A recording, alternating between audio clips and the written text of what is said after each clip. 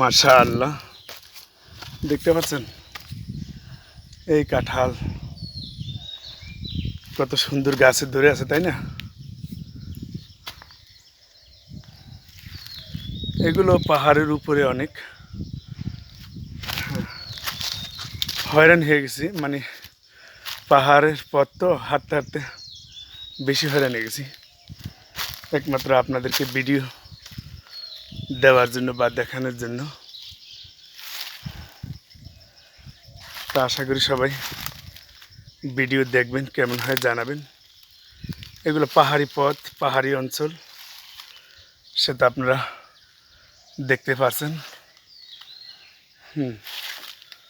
অনেক অনেক ধন্যবাদ আপনাদের সবাইকে।